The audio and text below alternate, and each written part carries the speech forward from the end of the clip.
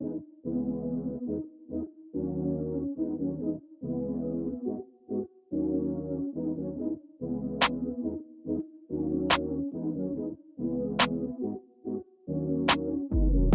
not to love about this house? I mean, between the barn doors, the polished concrete, the black kitchen, like seriously, the fireplace, I could go on.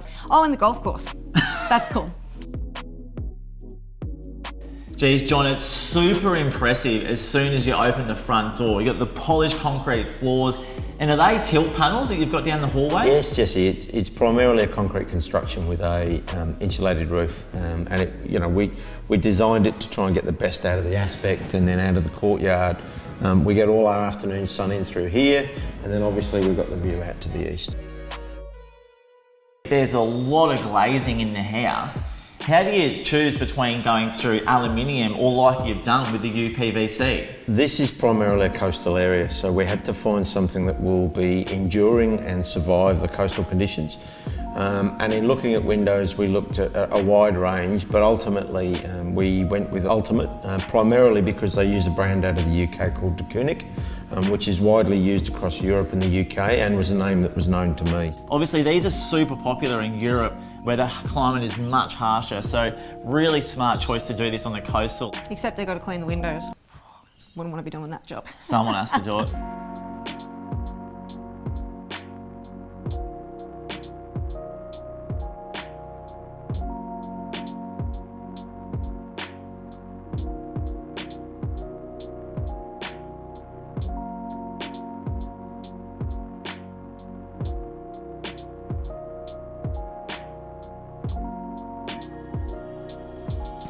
Jessie and I love playing golf, and I can see that you've got a golf course right behind you, so that'd be pretty awesome. Have you gone out and played a bit? I don't play a lot, but we sit here on the corner of the 4th green and the 5th tee.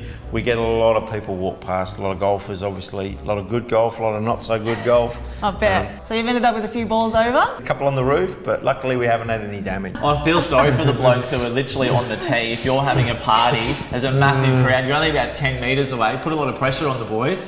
We've been asked to put a coffee stand in, will we do burgers? No, yeah, pit stop, just stop here, have a drink. The club marshal's a bit concerned we're going to undercut him on the pies. That's a brilliant idea. I noticed the battery that you've got in the garage, so I imagine you've got a solar system on the roof, plus you've gone with the Bondor cladding for the ceiling and insulation.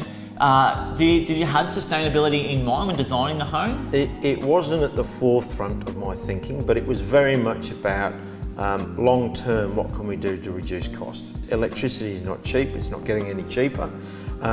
And the battery has given us the ability basically to be self-sufficient in power. If you're going to build, you do it once, you've got to make sure you do it right. And all of that was wrapped up in the build price. So we couldn't really isolate battery and solar cost. Well, I imagine you can isolate your power bill. So what's your power bill roughly? We're about $18 to $20 a quarter. That's insane. You don't have to want to try to save the planet, but you really be thinking as well, like about your enjoyment of living and the benefit that does have as well to your hip pockets.